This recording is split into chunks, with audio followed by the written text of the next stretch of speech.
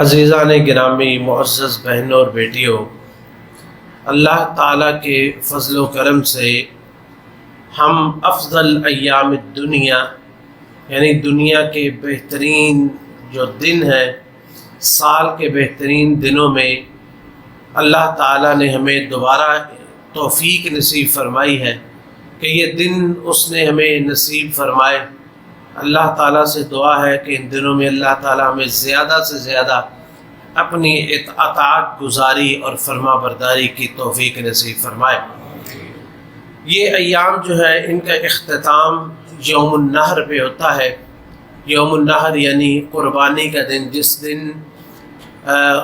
حجاج بھی قربانی کرتے ہیں اور پوری دنیا میں مسلمان اللہ کی قربت حاصل کرنے کے لیے قربانی کرتے ہیں۔ یہ قربانی اللہ تعالیٰ نے ہر امت میں رکھی ہے، یہ صرف اسی امت میں نہیں ہے بلکہ ہر امت کے اندر اللہ رب العزت نے قربانی رکھی اس کے اپنے طریقے کے مطابق،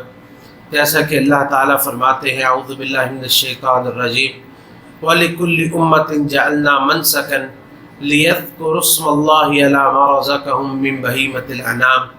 فَإِلَٰهُكُمْ إِلَٰهٌ وَاحِدٌ فَلَهُ أَسْلِمُوا وَبَشِّرِ الْمُخْبِتِينَ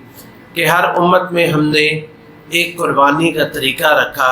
تاکہ وہ اپنے جانوروں پر جو رزق ہم نے ان کو دیا جانوروں کی صورت میں ان پر اللہ کا نام لیں۔ فَإِلَٰهُكُمْ وَإِلَٰهُ وَاحِدٌ، تمہارا معبود برحق جو ہے وہ ایک ہی معبود ہے، وہ فَلَهُ أَسْلِمُوا، تو تم اسی کے لیے فرما بردار ہو جاؤ۔ وَبَشِّرِ الْمُخْبِتِينَ، اور فرما بردار ہونے والے اور اللہ کے سامنے جھک جانے والے ان کو خوشخبری دیجیے۔ یہ ایک لمبا موضوع ہے کہ قربانی کے اندر کتنی یہ آپ لوگ جانتے ہی ہیں کہ یہ حضرت ابراہیم علیہ السلام کی سنت ہے جو انہوں نے اپنے بیٹے کو اللہ کے سامنے پیش کیا، اور پھر اللہ تعالیٰ نے ان کے بارے میں فرمایا کہ فلما اسلما، دونوں وہ مسلمان ہو گئے، دونوں فرما بردار ہو گئے۔ تو یہی وہ چیز ہے کہ جس کے بارے میں اللہ تعالیٰ فرماتے ہیں کہ فَلَهُ أَسْلِمُوا، تو تم بھی اس کے لیے فرما بردار ہو جاؤ۔ جس طرح وہ باپ اور بیٹا اللہ کے سامنے فرما بردار ہو گئے تھے تو تم بھی اللہ کے لیے فرما بردار ہو جاؤ اور یہ قربانی کرو اور اس پر اللہ کا نام لو اور صرف توحید کا پرچم اور توحید کا کلمہ جو ہے وہ بلند کرو۔ تو قربانی کا مقصد جو ہے بنیادی وہ اللہ کے کلموں کو بلند کرنا ہے اور تکبیرات ہے، اور جو کہ اصل چیز جو ہے وہ توحید ہے، کہ توحید جو ہے وہ قربانی کا اصل مقصد ہے کہ ذبح کرنا صرف اللہ کے لیے جائز ہے، کسی اور کے لیے جائز نہیں ہے۔ یہ قربانی جو ہے یہ بڑی ہی معزز عبادت ہے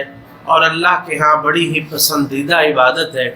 تو یہ اللہ تعالیٰ نے ہم نے ذکر کیا کہ ساری امتوں کے لیے رکھی تھی اور اس امت کے لیے بھی، لیکن یہ فضل اللہ تعالیٰ نے یہ کیا کہ جو پہلی امتیں تھیں ان کا طریقہ قربانی کا اور ہوتا تھا، جیسے کہ اللہ تعالیٰ نے وَاتْلُ عَلَيْهِمْ نَبَأَ بَنِي آدَمَ إِذْ قَرَّبَا قُرْبَانًا فَتُقُبِّلَ أَحَدِهِمَا وَلَمْ يُتَقَبَّلْ مِنَ الْآخَرِ، کہ ابن آدم کے دو بیٹے جو ہیں ان کا قصہ بیان کیجئے جب دونوں نے قربانی پیش کی، فَتُقُبِّلَ مِنْ أَحَدِهِمَا وَلَمْ يُتَقَبَّلْ مِنَ الْآخَرِ، ایک کی قبول ہوگی دوسرے کی قبول نہیں ہوئی۔ تو یہ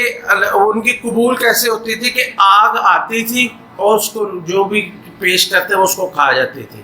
لیکن اللہ تعالیٰ نے کتنے احسانات اس امت پر کیے ہیں۔ نمبر ایک، اللہ نے پردہ رکھ دیا۔ اب جس کی قربانی قبول ہوئی ہے یا نہیں قبول ہوئی دنیا میں کسی کو نہیں پتہ، یہ اللہ کے ہاں پردہ ہے۔ انسان پھر بھی توبہ کرے، قربانی کر کے اللہ سے پھر دعا کر لے، اللہ سے توبہ کر لے اگر کوئی ریاکاری یا کوئی ایسی چیز شامل ہوگی۔ اگر ایسا ہوتا تو کتنے لوگ جو ہیں ہم میں سے جن کا پردہ فاش ہو جاتا، پتہ چلتا جی ان کی قربانی میں خلوص ہی نہیں تھا، یہ لوگوں کو دکھانے کے لیے کرتے تھے، یا ان کا مال جو ہے وہ درست نہیں تھا۔ تو یہ اللہ کا پردہ ہے کہ اللہ تعالیٰ نے ہمارے لیے پردہ رکھا۔ اور دوسری چیز، قربانی کر کے ان کی قربانی آگ کھا جاتی تھی، ہمیں حکم دیا گیا، ہمیں اجازت دی گئی قربانی کرو، خود ہی کھا جاؤ۔ کلوا منہا وَأَطْعِمُوا وَادَّخِرُوا، کھاؤ کھلاؤ ذخیرہ کرو، خشک کر لو، فریزر میں رکھ لو، کھاؤ بھی۔ لیکن اللہ تعالیٰ کے پاس جائے گا لن ینال اللہ لحومها ولا دماؤها ولکن ینالہ التقوی منکم، اللہ رب العزت کے ہاں تقوی جانا ہے۔ یہ نہیں کہ جانور لوگوں کو دکھانے کے لیے،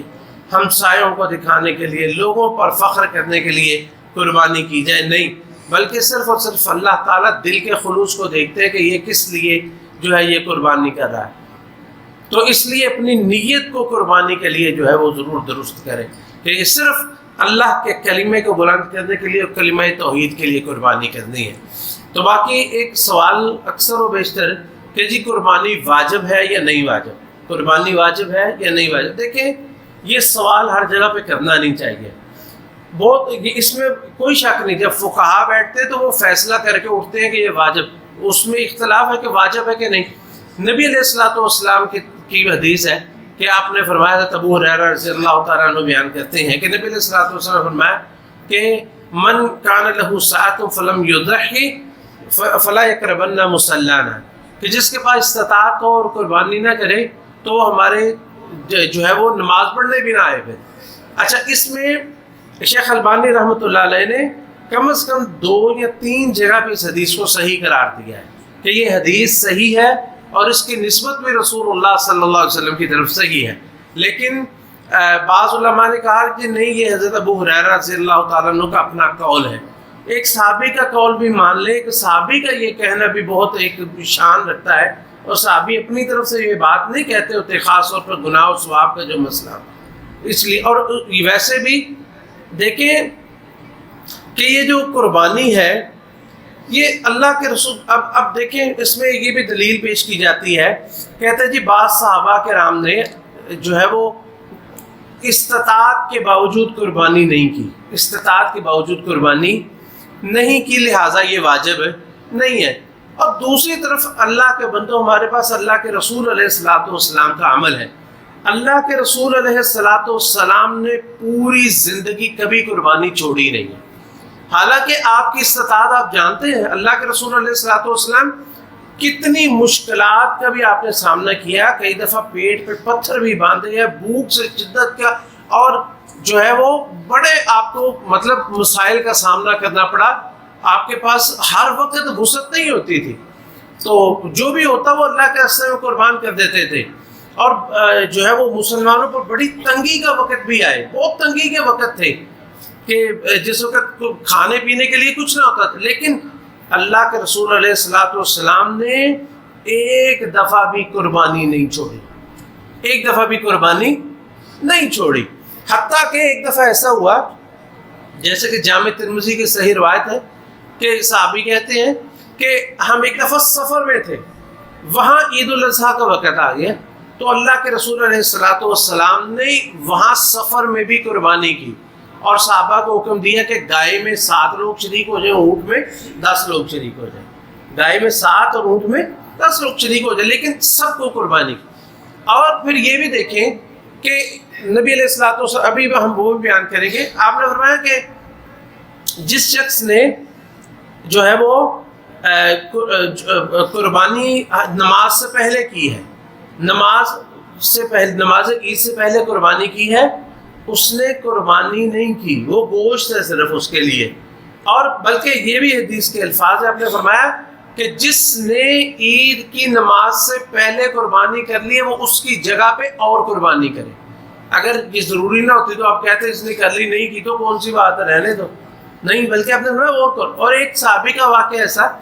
وہ کہتے ہیں جی کہ جی اللہ کے رسول مجھے پتہ نہیں تھا، اب میرے پاس دوندہ جانور نہیں ہے، ایک بکری ہے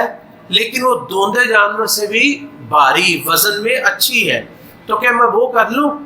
حالانکہ بکری کے لیے جائز نہیں، آپ نے فرمایا صرف تیرے لیے جائز ہے، تیرے بعد کسی کے لیے بھی جائز نہیں، تو کر لے۔ حالانکہ آپ اس کو کہہ دیتے کہ بھی نہیں ہے تو چلو رہنے دو، تم نے مطلب کی ہے، قربانی کی ہے، تمہیں نہیں پتا تھا، پہلے تم نے کر لی ہے، تو اب تمہارے پاس ہے بھی نہیں تو رہنے دو، لیکن آپ نے فرمایا نہیں تم کر لو، تمہیں اس وجہ سے انہیں پتہ نہیں تھا، آپ نے فرمایا کہ چلو تم کر لو، تمہارے بعد کسی کے لیے یہ جائز نہیں ہے، کیونکہ ان کے پاس اس وقت جو ہے وہ کوئی بھی وسائل نہیں تھے اور نہ کوئی کو کر سکتے تھے، اب انہیں کہہ دیتے کہ رہنے دو کوئی بات نہیں، تو بات یہ ہے کہ ہر بات میں اس بات پہ بحث شروع نہیں کر دیتے کہ یہ فرض ہے کہ نہیں فرض، فرض ہے کہ نہیں فرض واجب. اور یہ بھی بات رکھنی چاہیے، ذہن میں رکھنی چاہیے کہ بعض دفعہ بعض چیزیں عوام الناس میں بیان کرنے والی نہیں ہوتی، یہ فقہی باتیں ہوتی ہیں، یہ عوام الناس میں بیان کرنا نہیں چاہیے. علماء کو یہ زیب نہیں دیتا، ان کو اس حکمت کا خیال کرنا چاہیے کہ لوگوں کو دین کی طرف راغب کرنا ہے، ان کے لیے رخصتیں نہیں نکالنی کہ وہ جو ہے وہ جس کے بعد استطاعت ہو وہ پھر بھی چھوڑ دے، یعنی استطاعت ہو پھر بھی چھوڑ دے. یہ رخصتیں لوگوں کو دین کی طرف راغب کرنا چاہیے، کیونکہ یہ بہت عظیم الشان عبادت ہے، بہت شاندار عبادت ہے. اللہ کے رسول علیہ السلام نے کبھی نہیں چھوڑی. جامع ترمذی میں حضرت عبداللہ بن عمر رضی اللہ تعالیٰ عنہما، ان سے پوچھا گیا، کسی نے پوچھا کہ قربانی کے بارے میں واجبۃ ہی ہے، کیا یہ واجب ہے؟ انہوں نے آگے سے پتہ کیا جواب دیا؟ کہتے ہیں کہ ضحى رسول اللہ صلی اللہ علیہ وسلم وضحى المسلمون، اللہ کے رسول علیہ السلام نے قربانی کی ہے اور مسلمانوں نے بھی کی. اس نے پھر پوچھا وہ واجب ہے؟ آپ نے پھر یہ جواب تیسری دفعہ پوچھا. وہ کہتے ہیں تمہیں عقل نہیں ہے میں تمہیں کیا کہہ رہا ہوں، یعنی تمہیں عقل نہیں ہے تمہیں میں کیا کہہ رہا ہوں کہ اللہ کے رسول علیہ السلام نے قربانی کی اور مسلمانوں نے بھی کی ہے. یہ کیا مسئلہ ہے کہ واجب ہے کہ نہیں واجب؟ جس کے بعد استطاعت ہے وہ کرے قربانی، جس کے بعد نہیں استطاعت وہ نہ کرے. بلکہ اس کے لیے بھی نبی علیہ السلام کے لیے طریقہ بتایا ہوا ہے، وہ انشاءاللہ ہم ذکر کریں گے. تو بات یہ ہے کہ یہ بات سب سے پہلے کہ یہ جی واجب نہیں، لوگوں کے درمیان یہ بیان کرنا، تو اور اس کے درمیان اور پھر جب اس کے مقابل نبی علیہ السلام کا عمل موجود ہے اور فقہا کا ایک جو ہے وہ بڑا مضبوط قول موجود ہے کہ یہ قربانی جو ہے وہ کرنی چاہیے، تو پھر وہاں پہ یہ کہ نہ بھی کرے تو ٹھیک ہے، یہ وہ نہیں، لوگوں کو رغبت دلانی چاہیے. اس لیے کہ یہ توحید کی بہت بڑی علامت ہے. دیکھیں یہ جتنے بھی اہل مذاہب ہیں، جتنے دنیا میں مذہب والے ہیں نا، قربانیاں سارے کرتے ہیں، قربانی سارے کرتے ہیں، لیکن وہ غیر اللہ کے لیے کرتے ہیں. وہ غیر اللہ کو اپنے بتوں کے نام پہ کرتے ہیں، اپنے جو ہے وہ آستانوں پہ قربانیاں کرتے ہیں. تو ہمیں یہ حکم ہے کہ تم اللہ کے لیے قربانی کرو. فَصَلِّ لِرَبِّكَ وَانْحَرْ، نماز پڑھیے اپنے رب کے لیے اور قربانی کیجیے، قربانی کیجیے. نبی علیہ السلام نے فرمایا اِنَّا أَعْطَيْنَاكَ الْكَوْثَرَ، ہم نے آپ کو کوثر عطا کیا ہے، خیر کثیر نہر کوثر عطا کی ہے. تو اس کے جو ہے وہ شکرانے کے طور پر فَصَلِّ لِرَبِّكَ وَانْحَرْ، نماز پڑھیے اور قربانی کیجیے. اب دیکھیں نماز کے ساتھ اللہ تعالیٰ نے قربانی کو ذکر کیا ہے. تو اس لیے جس کے پاس استطاعت ہے اس کو چاہیے کہ وہ قربانی ضرور کرے، قربانی میں حصہ ڈال لے، اور جس کے پاس استطاعت نہیں ہے وہ انشاءاللہ اللہ تعالیٰ اس کو اس کی نیت کا اجر دیں گے، اس کو نیت کا ہی اجر مل جائے گا. بلکہ نبی علیہ السلام نے تو ایک دفعہ قربانی فرمائی، قربانی کی، آپ نے فرمایا اللہم ھذا عنی وعمن لم یضح من امتی، اے اللہ یہ قربانی میری طرف سے ہے اور میری امت سے جو بھی قربانی نہ کر سکے اس کی طرف سے بھی ہے. اتنی مبارک قربانی تھی وہ ساری، جو جس کا میں استطاعت ہے اس کی طرف سے بھی. اچھا اب دیکھیں کہ یعنی قربانی کی اتنی اہمیت ہے کہ اللہ کے رسول علیہ السلام نے پوری امت کی طرف سے جو نہیں قربانی کر سکتے ان کی طرف سے قربانی کی کہ یا اللہ ان کی طرف سے بھی یہ قربانی ہے، یعنی اتنی اس کی اہمیت ہے. تو یہ تو تھی قربانی کی اہمیت. اب اس کے چند مسائل جو ہے ہم اس کا ذکر کرتے ہیں. پہلا مسئلہ ہے قربانی کے جانور کی عمر، قربانی کے جانور کی عمر. تو اس میں یہ ہے کہ دو چیزیں ہیں، لا تذبحوا الا مسنہ. نبی علیہ السلام نے فرمایا کہ تم صرف مسنہ جانور جو ہے وہ ذبح کرو. مسنہ کسے کہتے ہیں؟ مسنہ کہتے ہیں ہم اسے اپنی زبان میں دوندا کہتے ہیں، اردو میں دو دانتا کہہ دیتے ہیں. جس کے دودھ کے دو دانت گر جائیں اس کو مسنہ کہتے ہیں. دودھ کے دو دانت گر جائیں، وہ کب گرتے ہیں؟ چوٹ سے نہیں یا خود گرانے سے نہیں، بلکہ جب نیچے سے اس کے مضبوط دانت آتے ہیں جوانی کے، تو پھر اس کی قربانی جو ہے وہ جائز ہے. یہ شرط جو ہے، یہ قربانی جو ہے وہ یہ بھی یاد رکھیں کہ صرف 8 قسم کے جانور ہیں جن کی قربانی ہو سکتی ہے. 8 قسم کے جانور، جیسے بکرا اور بکری، اسی طرح بھیڑ اور بھیڑ یعنی مذکر اور مؤنث، اور اسی کے ساتھ چھترا جو ہے وہ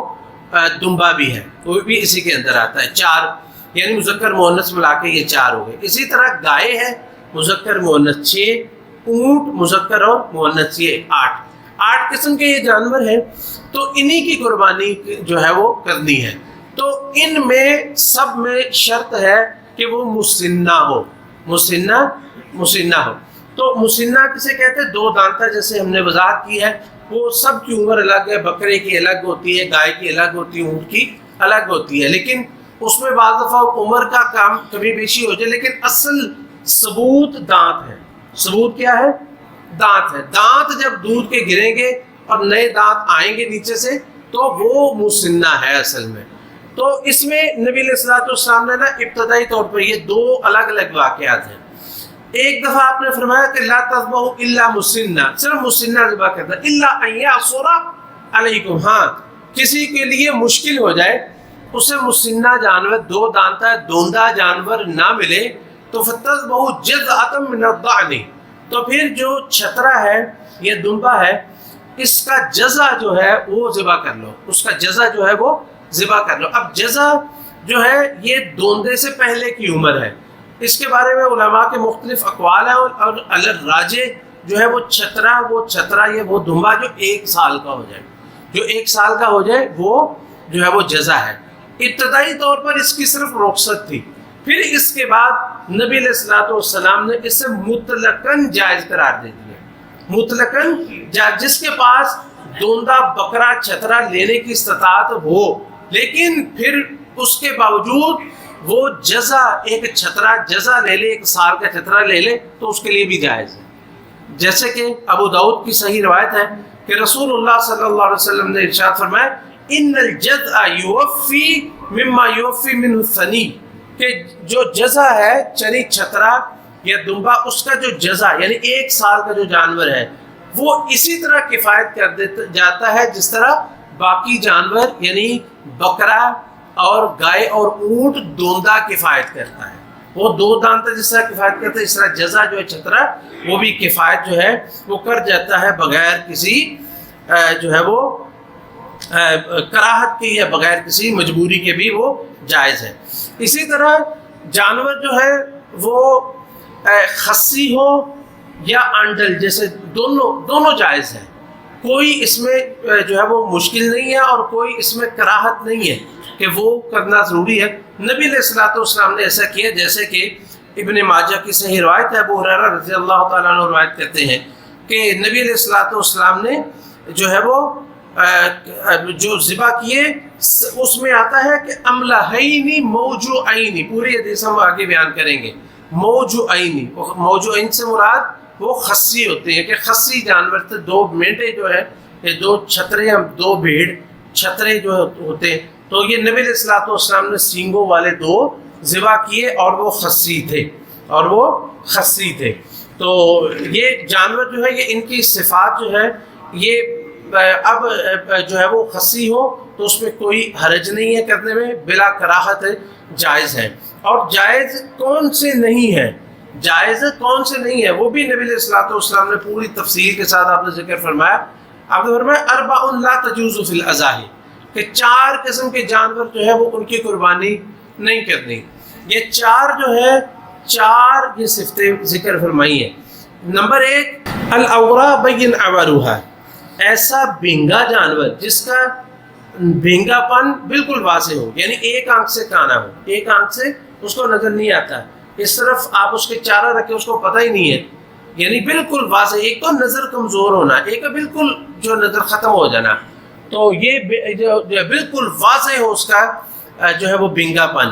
اور والمریض بین مرض، ایسا بیمار جانور جس کی بیماری پتہ چلے، واضح دیکھ کے پتہ چلے یہ بیمار ہے جانور، یعنی چھوٹی موٹی بیماریاں تو ہوتی ہیں، انسانوں کو بھی ہوتی ہیں، جانوروں کو بھی ہوتی ہیں، لیکن وہ چھوٹی موٹی بیماری جو ہے وہ مانے نہیں ہے۔ اصل چیز ہے کہ ایسی بیماری جو دیکھ کے پتہ چلے یہ مریض ہے، یہ بیمار ہے، یعنی وہ کچھ کھاتا نہیں ہے، بیٹھا ہے، کھڑا نہیں ہوتا، جگالی نہیں کرتا، یعنی یہ بہت ساری علامات جو ہے وہ اس قدر مریض ہو زیادہ مریض ہو کہ وہ پتہ چلے. بہرحال میں نے جو چیزیں بیان کی جگالی نہ کریے, وہ یہ معیار نہیں ہے. ویسے ایک مثال کے طور پہ ذکر کیا ہے, بعض دفعہ جانور وقتی طور پہ نہیں کرتا, لیکن یہ کہ ایسا مریض کو واضح طور پہ پتہ چلے کہ یہ مریض جانور ہے, یہ بیمار جانور ہے, تو وہ نہیں کرنا چاہیے. اسی طرح والارجاء بین ضلعها, ایسا لنگڑا جانور جس کا لنگڑا پن بالکل نمایاں ہو, بالکل لنگڑا پن اس کا نمایاں ہو. ایک تو ہے تھوڑی بہت چلنے میں لڑکھڑاہٹ, یہ جو ہے وہ تھوڑی بہت وہ جائز ہے, لیکن یہ بالکل ہی ایک پاؤں سے وہ چل ہی نہیں سکتا,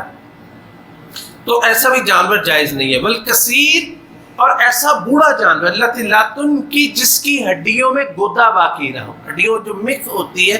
گدا ہوتا ہے وہ باقی نہ رہے, یعنی ایسا بوڑھا جانور جو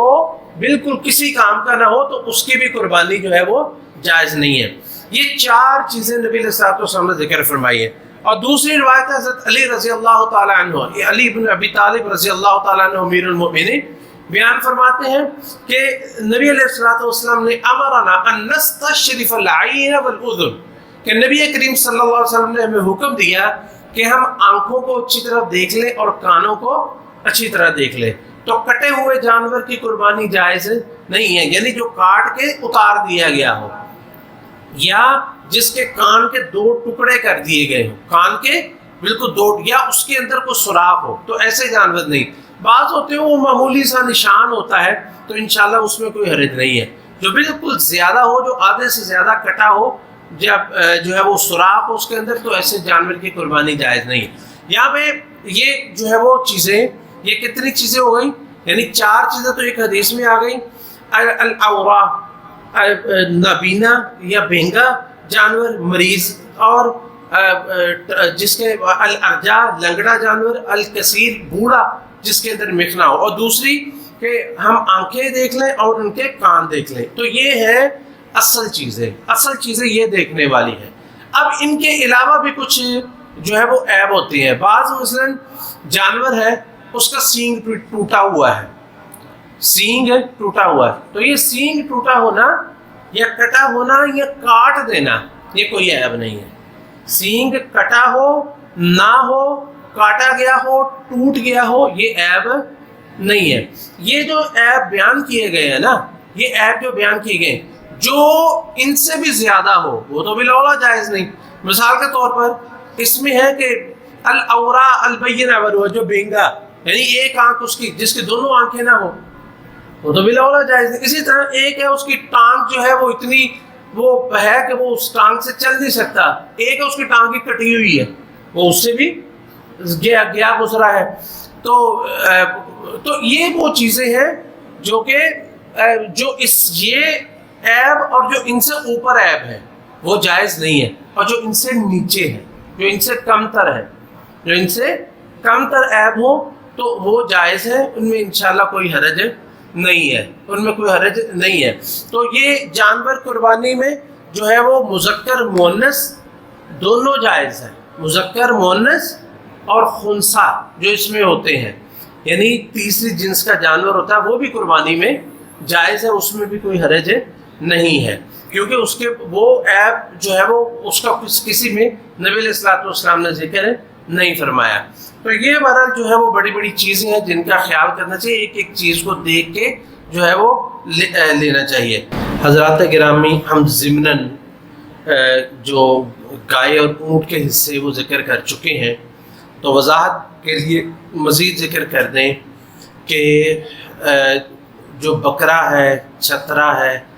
دمبا ہے, وہ ایک کی طرف سے ہی ہو سکتا ہے, یعنی ایک خاندان کی طرف سے, ایک فیملی کی طرف سے, جن کا کھانا پینا ایک جگہ پہ اکٹھا ہو. 2 بھائی ہیں, 3 بھائی ہیں, اکٹھا گھر میں کھانا پکتا ہے, تو سب کی طرف سے ایک کرنا جو ہے وہ درست ہے, وہ سب کی طرف سے ہو جائے گا انشاءاللہ. لیکن اس میں حصے نہیں ڈالے جا سکتے, کسی اور کو شریک نہیں کیا جا سکتا. باقی گائے اور اونٹ ہے, یہ تو اس کے بارے میں 2 ہمارے پاس احادیث آتی ہیں 2 قسم کی.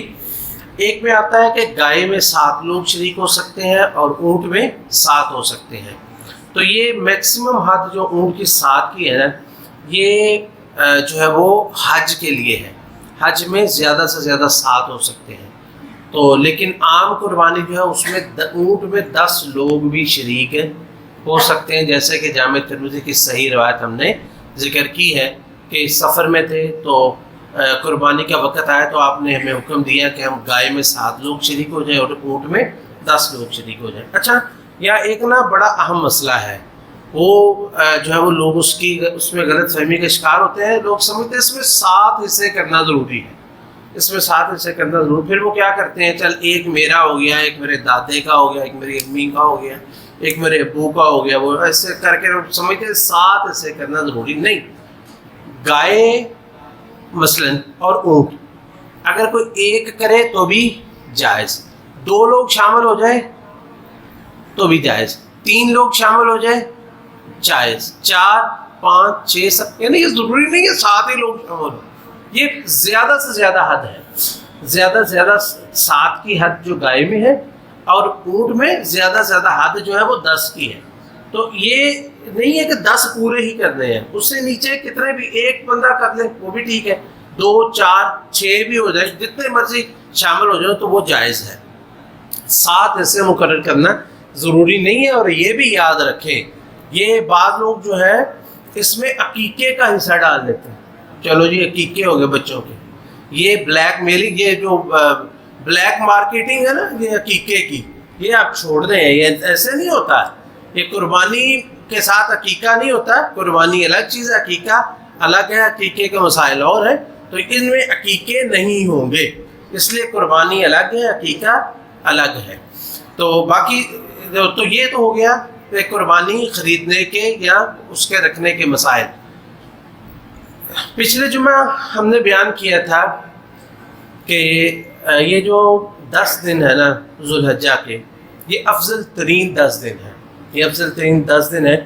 اور ان میں سے بھی آج شاید 5 تاریخ ہے نا ذو الحجہ کی، ان میں سے بھی آج 5واں دن ہے اور صرف باقی 5 دن ہیں۔ لیکن افسوس کی بات ہے، ہم نے بتایا تھا اس میں جو اعمال سب سے زیادہ، یعنی بہت سارے کوئی بھی نیکی کا عمل ہے، لیکن ایک تکبیرات ہے، وہ نہیں کبھی سنائی دی، تکبیر کبھی نہیں ہمیں سنائی دی۔ یہ ایسی سستی ہے، پتہ ہونے کے باوجود جو ہے وہ اس سنت پر عمل نہیں کرتے۔ یہ سنت ایسے ہے کہ جیسے اس کو مردہ ہی کر دیا گیا ہے۔ تو اس سنت پر عمل کرے، بلند آواز سے تکبیرات جو ہے وہ کہنا شروع کریں۔ اب مسجد سے نکلے تو انشاءاللہ آپ جس بازار سے گزرے آپ کی آواز آنی چاہیے، ٹھیک ہے نا۔ اور اسی طرح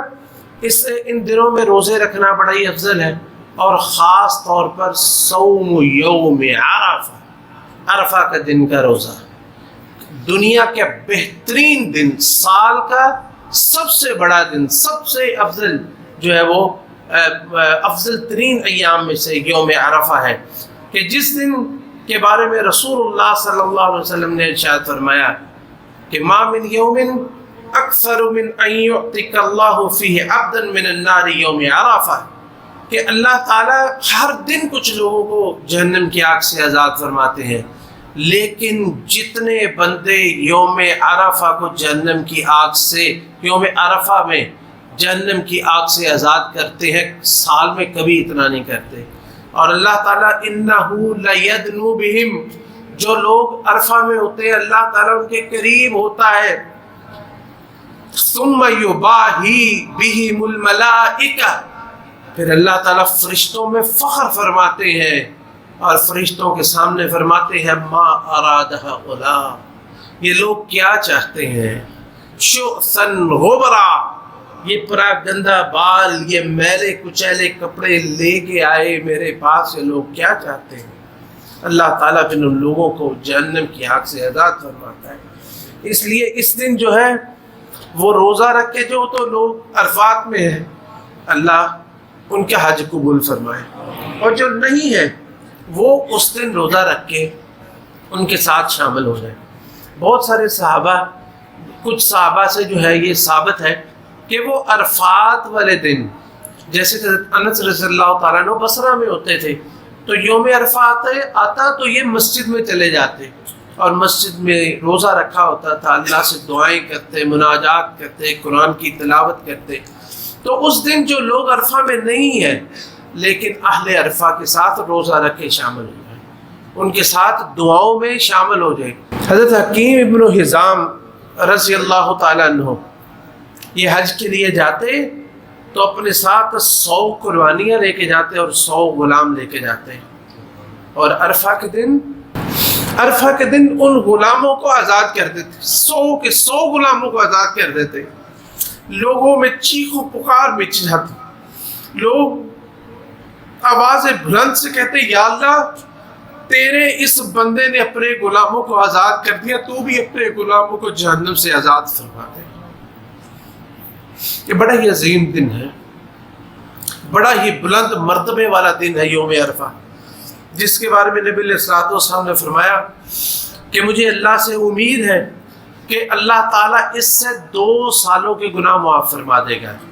ایک جو سال گزر چکا ہے اور ایک جو سال آئندہ آنے والا ہے۔ اس لیے اس دن جو ہے وہ خصوصی طور پر اہتمام کرے، اور خاص طور پر وہ اختلاف بھی ختم ہو گیا اس بات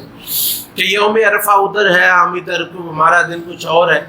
جس دن عرفہ ہے اس دن ہی ہمارا یوم عرفہ ہے، تو اس دن کا خصوصی طور پر اہتمام کریں، خود بھی روزہ رکھیں اور قرآن کریم کی تلاوت اور مناجات اللہ تعالیٰ سے کریں اور دعائیں کریں، اور خاص طور پر وہ دعا جو رسول اللہ صلی اللہ علیہ وسلم نے فرمایا، آپ نے فرمایا آپ کی اکثر دعا، اور آپ نے فرمایا کہ جو مجھ سے پہلے انبیاء تھے ان کی بھی یہی دعا تھی، لا الہ الا اللہ وحدہ لا شریک لہ لہ الملک ولہ الحمد وہو علی کل شیء قدیر۔ اس دعا کا خصوصی طور پر اہتمام کرنا چاہیے۔ اللہ تعالی